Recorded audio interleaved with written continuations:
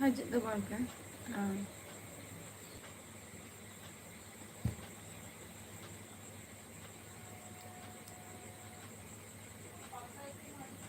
Usira ge join tabo pe jahai ko bape join kan tabo.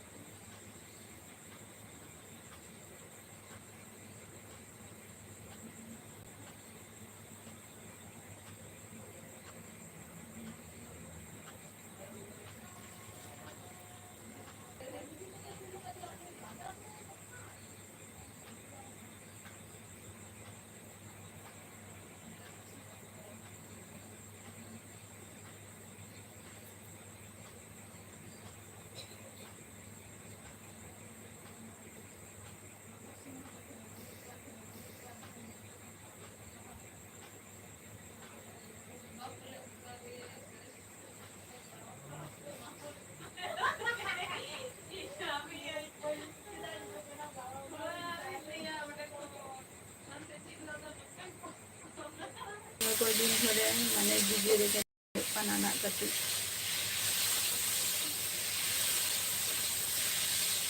अच्छा लगा मैंने पे आपे एसटी मंडी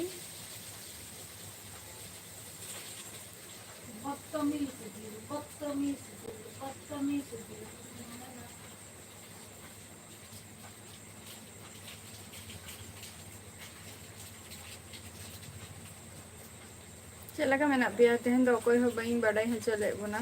जे लाइटिंग कना मेनते टटका गे जामा लाइव टाइम लाइव रे ना टाइम किंग 8 खन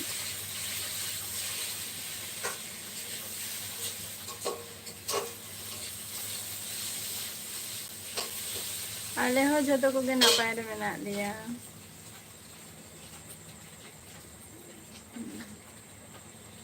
और अपेशन तो शर्मा जली ऐसे बांगे शर्मा जली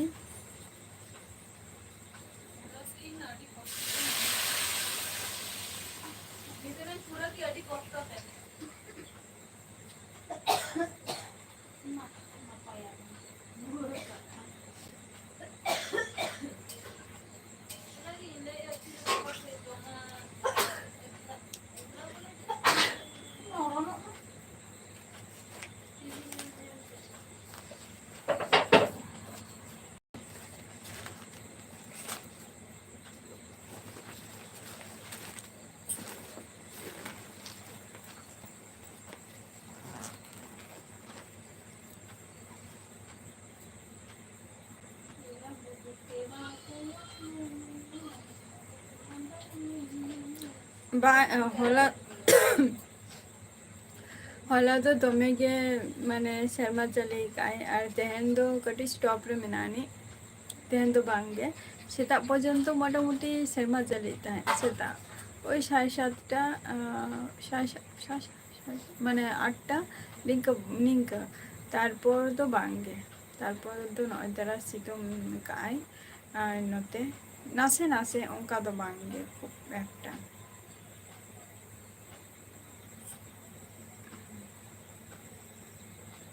तेहन गे ना कटी माने सितुम हुई रेना कथा तेहन गे आर एम का उनका कटी नासे ना आरो गाबा खन दो ना आरो ना सेरमा जली निंका हुई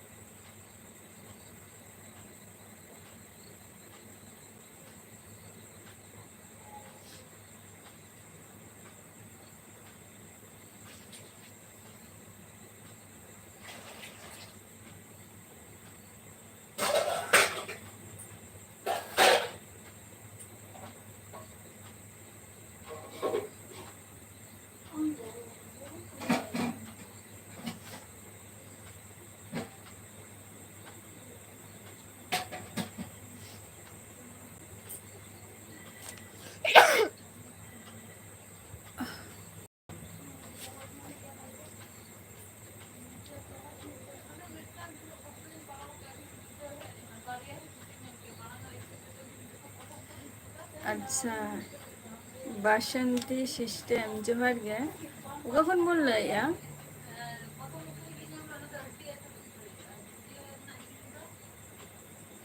बांगे औरिया औरिया औरिया एसटी मंडी औरिया माने हुरू को रोहे तो औरिया सबे सी चालू काना सी को चालू सी को आरकी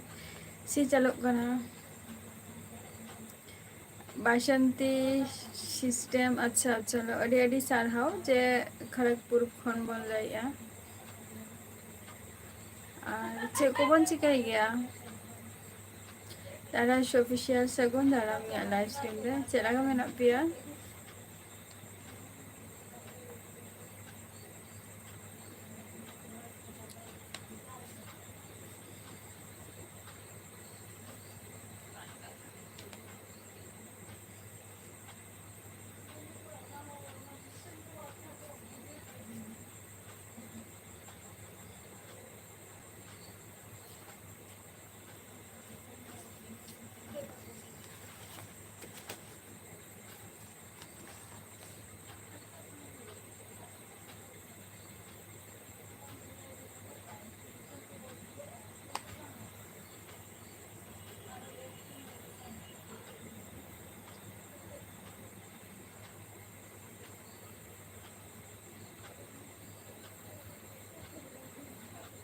बई बुझाव ले ताराश ऑफिशियल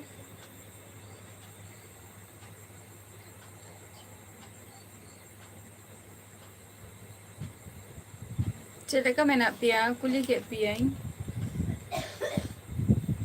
उना दिन पर लाइव रे बोन जोरा काना बोन आदो बई कुली पिया जे चेला का मेना पिया मेनते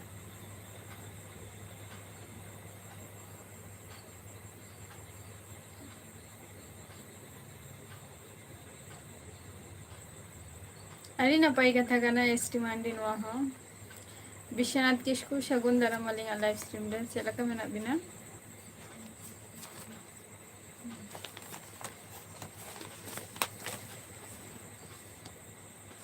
बांगे बइन चलाओ कना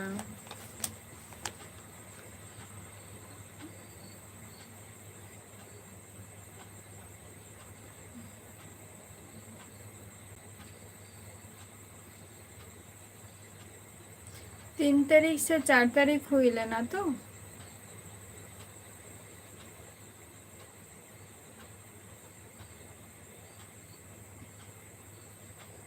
बइन चलाओ कना इन दो कमी को ताहले ना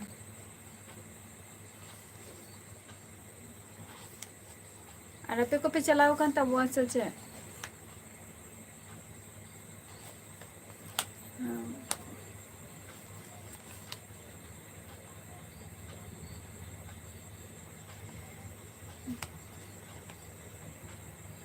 एग्जाम को मेना आगा उना खातिर नितो आबाद तो बान चला ही पना ओकासेना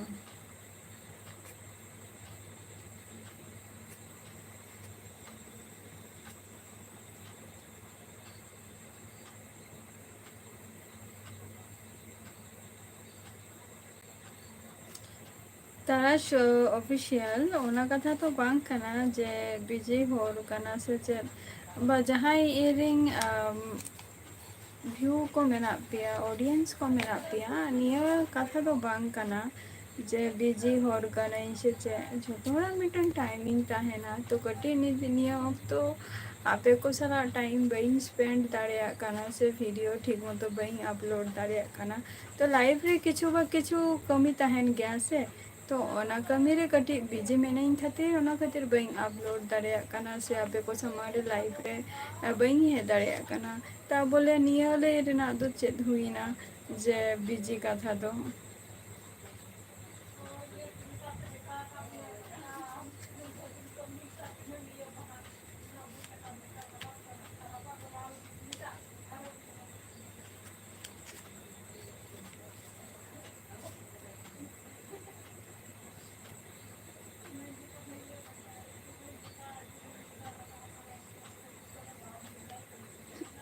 देवेंद्र कॉलेज तो हापे नेल हुई कना ना हो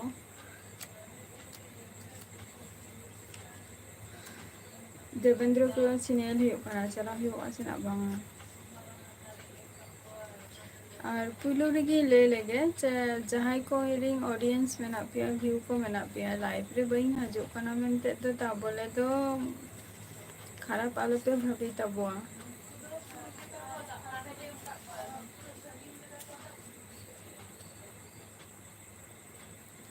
24 आवर बिजी कथा तो बांग करा मिटन हर सला आम जखन रपोड़ा बा मिटन टाइम आगु कते जदि बई रपोड़ा से बांग आपे को सला टाइम बई स्पेंड दारिया ताले ओंडे मार 1 मिनिट बा 5 मिनिट रपोड़ कते तो चेत हो बांग हुआ से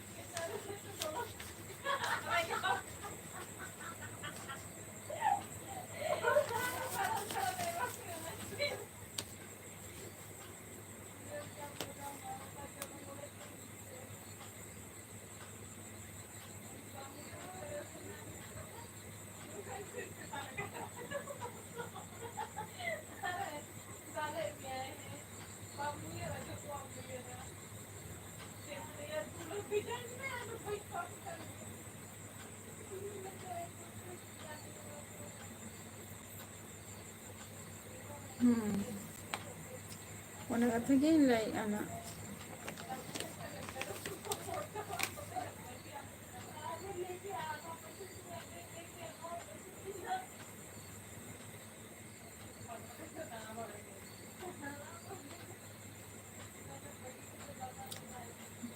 ठीक गया मजाक मजाक ठीक गया पर मजाक करना हो बन बड़े आज जो तो हो रोका मजाक किया पे ठीक गया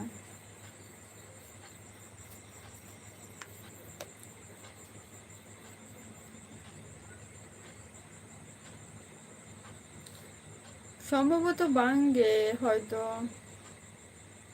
ঠিক বাই লে দাঁড়িয়ে কানা না নিয়ে না কথা বাই এম দাঁড়িয়ে কানা কেন কি নিতো কটি कमी ना चाप में आती है जस्ती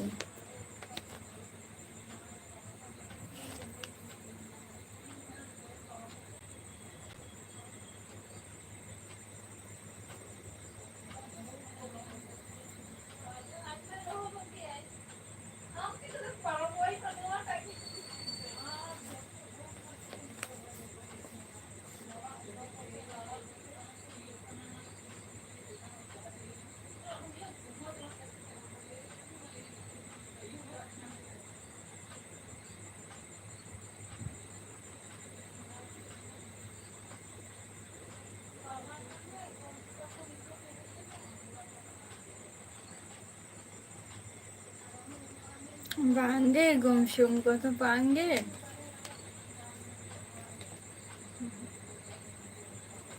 बांगे गुमशुम को तो बांग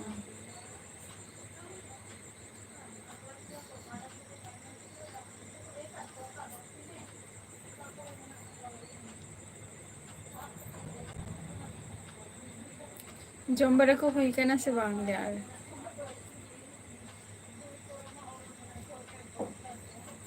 एसटी मांडी हमें चला करना से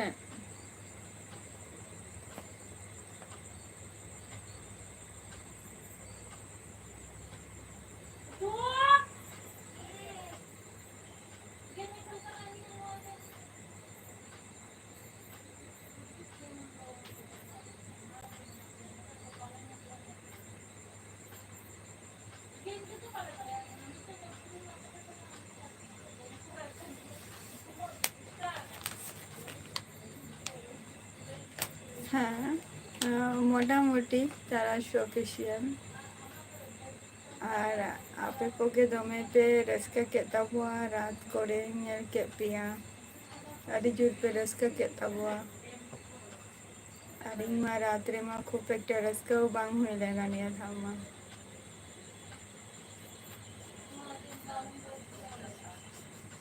होय संतोष को होय अड़ी दिन पड़ गए लेता वो पे चल का मेना पिया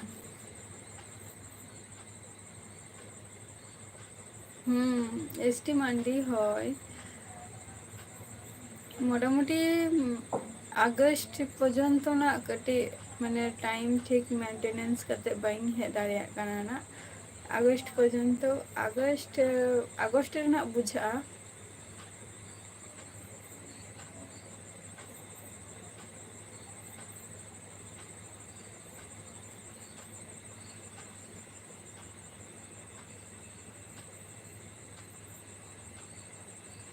आमें लेके चलका मेना मा तो लगा था कि तू लेके आई तो नपाई के मिनाइया और आपे कुछ चलका मेना पे हैं संतोष को वांगे चलाई हेरिंग पिया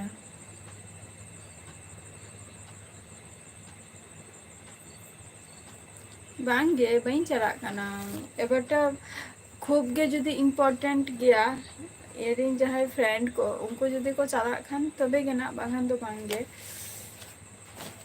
सरी कथा तो यहाँ निये के गाना जे नितो वर्तमान रे आर के टाइम बइन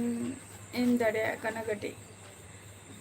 ना अगस्त मास पर्यंत हर्निंग का होयतो हुयो ना जे ठीक मतो वीडियो होयतो बइन अपलोड दरे कना आपे को सला लाइव रे बइन हे दरे कना आ मिटंग कथा इन ले लगे जे चलो मिटंग मानुष मिटंग धैर्य मिटंग सीमा है ना जे लाइव रे होयतो मोरे हर 6 जन 7 जन निंका जॉइन ना पे ठीक गया किंतु इनाते तो यहाँ लाइव रे तो किंतु प्रथम तो कथा ही ले लगे इनाते तो किंतु यहाँ तो माने फायदा तो किंतु बांग होती है ठीक है मैं लाइफ रे इना को जस्ती होर को हजुआ रोपोरा को तो बेगे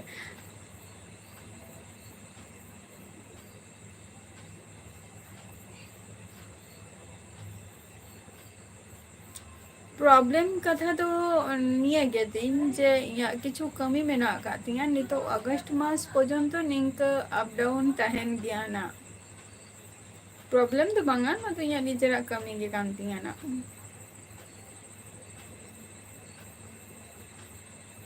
तो ओना खातिर प्रस्तुति को हता हुई कांती से तो ओना खातिर ना नितो थोड़ा गान कई चुलुंग कटी बिजी रे तहां हुई काना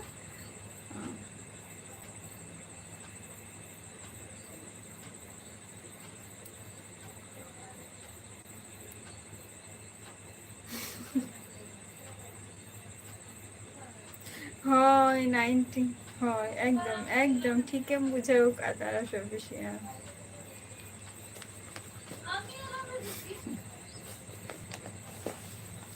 হয়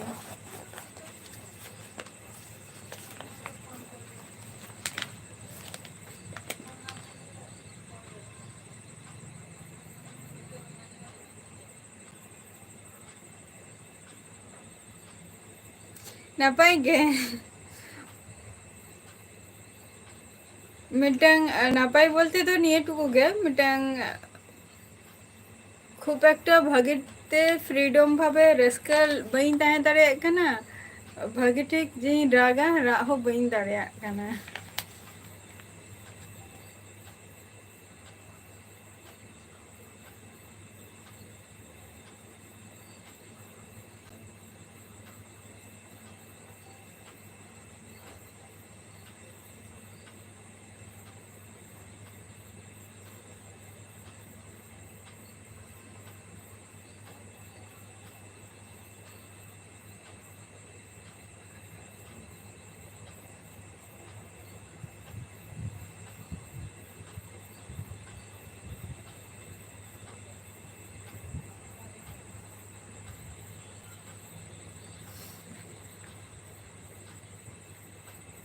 एरे कथा दो आलोबन लई मासे संतोष को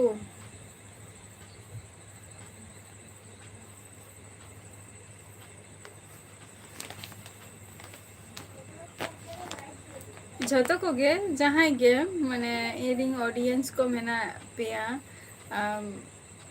दानांग रे दो अड़ीगान किछु गे लई गानोआ है से जखन सामना सामनी ओना जिनिस के जखन एम लईया तखन तो लईते हो कटी कष्ट गे बुझा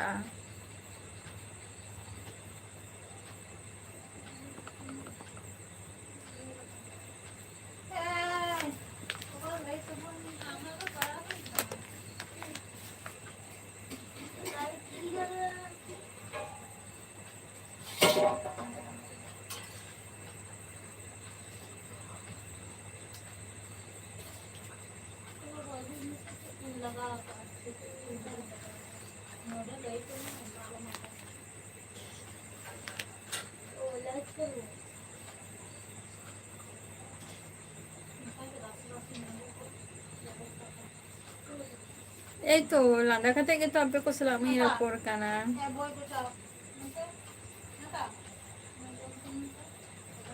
লান্দা খাতে গিয়ে তো আপে ko salami rapor kana আছে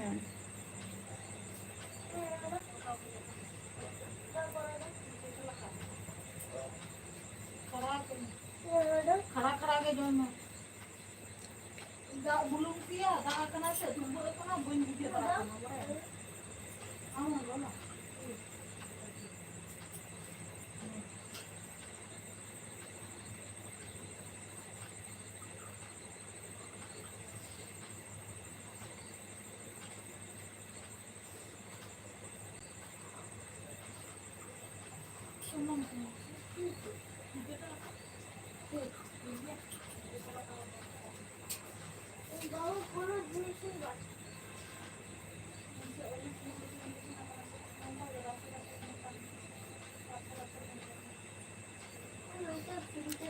ওকে হ্যাঁ মুলি মশাগি তুই লান্দাই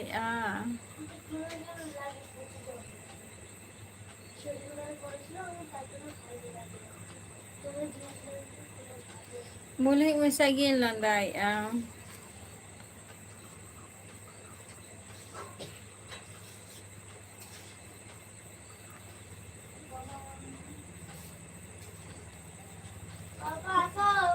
मिना गया और आ गया बुला रही है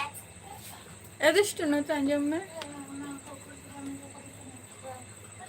मिना गया उन्हीं हो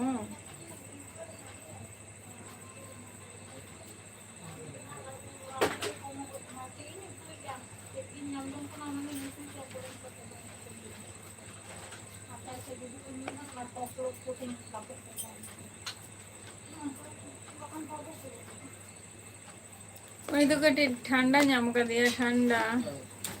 ठंडा को नाम कर दिया कर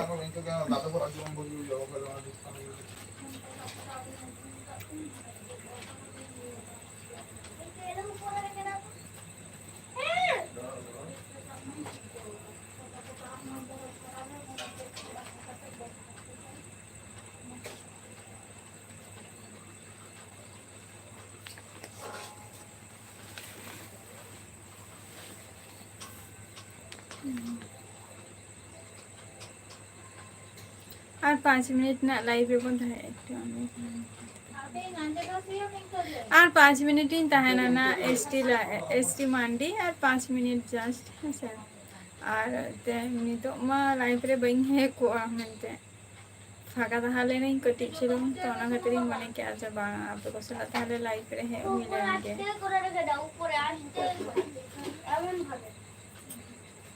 এমন ভাবে যত বুঝে মে আটা কো কচি কো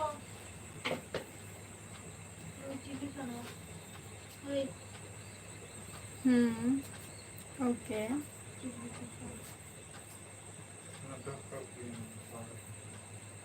অবশ্যই অবশ্যই চিটিং দেব বই মনে কর চিটিং তে বই মনে কর না তো কোলে বুদ্ধি না খেলতে মান চিটিং তে ইংরেজি আম তো বুদ্ধি তে খেলাম হোলা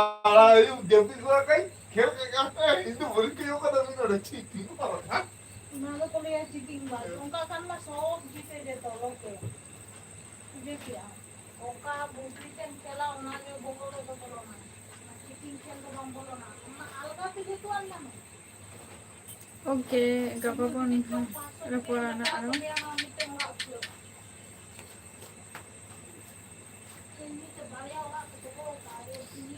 Yes, accident. 2024. Basic part 2.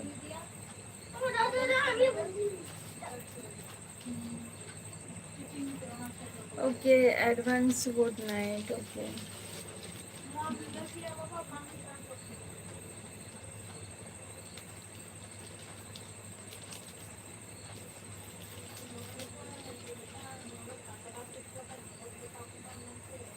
Jisudah hai nampai gaya in dadah. Arab tu kau cakap mana pia? तेन दो टटका गे कटे लाइफ रे हे हुईना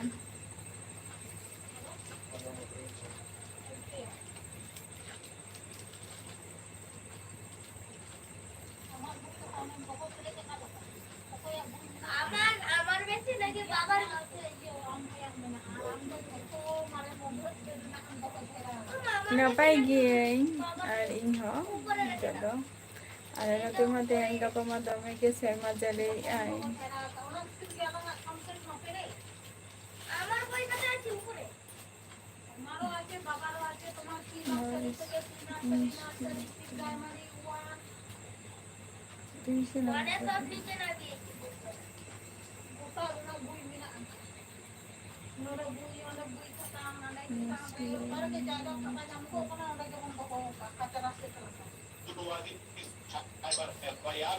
तेन तो जस्ती घड़ी ना और बाबर पड़ा और 2 मिनट लगा लाइव लिंक तहना ना जाए और निते दो ओरा रेगे मिनिंग दादा ओरा रेगे मिनिंग दादा नजर का शव करीब 30 फीट गहरे और सूखे कुएं से मिला। उनकी पहचान अभिषेक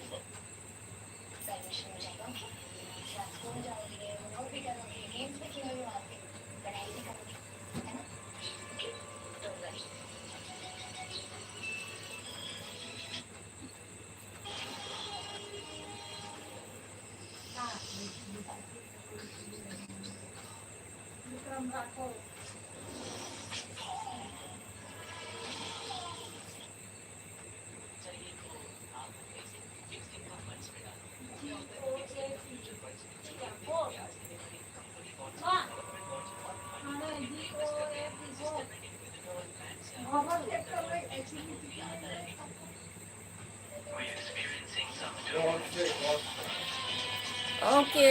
और तेन निंके को पड़ा होइसे तो नेक्स्ट रेना आबार हजित ताबन पे नेक्स्ट एपिसोड पे टाटा बाय बाय